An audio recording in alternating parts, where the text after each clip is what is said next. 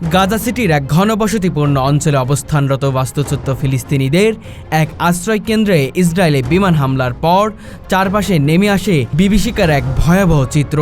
এই হামলাটি এমন এক সময়ে সংঘটিত হয় যখন হাজার হাজার মানুষ, যারা ইতিমধ্যেই নিজেদের ঘরবাড়ি হারিয়ে অনিরাপদ অবস্থায় বসবাস করেছিলেন, ক্ষণিকের মধ্যেই মৃত্যু ও ধ্বংসস্তূপের মুখোমুখি হন।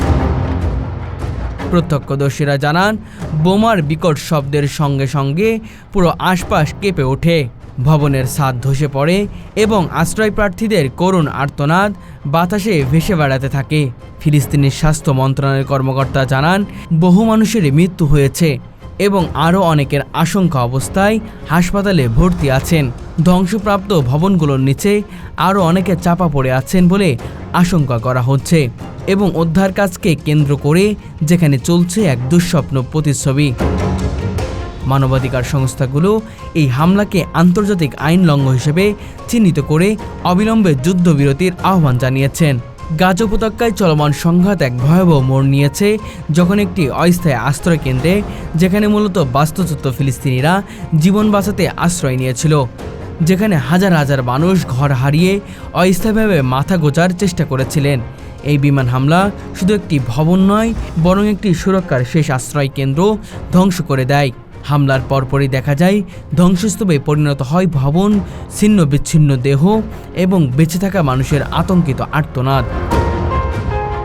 চিকিৎসা উদ্ধারকারীরা বারবার আন্তর্জাতিক সাহায্যের জন্য আহ্বান জানিয়েছেন, কারণ প্রয়োজনীয় ঔষধ, চিকিৎসা সামগ্রী ও পরিষেবা ক্রমে হ্রাস পাচ্ছে। যুদ্ধবিধ্বস্ত এই অঞ্চলের চিকিৎসা ব্যবস্থা ইতিমধ্যে ভেঙে পড়েছে এবং নতুন করে আহত মানুষের ঢল সামলানো রীতিমতো অসম্ভব হয়ে দাঁড়িয়েছে। আন্তর্জাতিক মানবাধিকার সংস্থা বলছে, এই ধরনের হামলা 1949 সালের জেনেভা কনভেনশন সহ একাধিক আন্তর্জাতিক আইন লঙ্ঘনের শামিল। তবুও আন্তর্জাতিক মহলের অনেকাংশে নীরবতা ও কার্যকর চাপের অভাব এই ট্র্যাজেডিকে যেন আরও গভীর করছে। একটি দেশের ভৌগোলিক মানচিত্রে যতই সীমান্ত টানা হোক না কেন, মানুষের জীবন ও নিরাপত্তা সর্বতই সমান গুরুত্ব পাওয়ার কথা, কিন্তু গাজার বাস্তবতায় এর ন্যূনতম মানবাধিকারও যেন প্রতিনিয়ত লঙ্ঘিত হচ্ছে। মিডিয়া, আন্তর্জাতিক সংস্থার অনেকেই হামলার চিত্র সংগ্রহ করতে গিয়ে নিজেদেরই ধ্বংসস্তূপ হয়ে যান। এটা শুধু একটি হামলা নয়, এটা হলো একটি জাতিকে অস্তিত্বহীন করার মতো এক চরম নির্দয় বার্তা।